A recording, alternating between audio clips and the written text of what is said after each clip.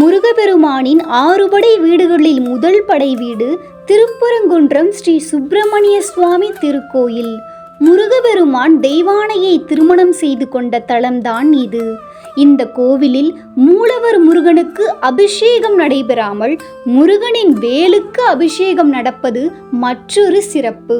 மற்ற 5 தலங்களில் நின்றபடியாக காட்சி தரும் முருகன் இந்த திருப்பரங்குன்றத்தில் மட்டும் தெய்வானையுடன் மணக்கோலத்தில் அமர்ந்தபடி காட்சி தருகிறார். சூரனை வதம் செய்த முருகப்பெருமான் வெற்றிவேலுடன் வந்து இந்த கோவிலில் அமர்ந்ததால் இந்த கோவிலில் வேலுக்கு அதிக முக்கியத்துவம் கொடுக்கப்படுகிறது. திருமணத்தில் தடை உள்ளவர்கள், குழந்தை வேறு இல்லாதவர்கள் இங்கு வந்து அந்த முருகப்பெருமானை மனதார வேண்டிக் கொண்டால் திருமணம் விரைவில் நடக்கும் என்பது நம்பிக்கை. இது போன்ற ஆன்மீக ரீதியான தகவல்களை அறிந்து கொள்ள பக்திஃபை சேனலுடன் இணைந்திருங்கள்.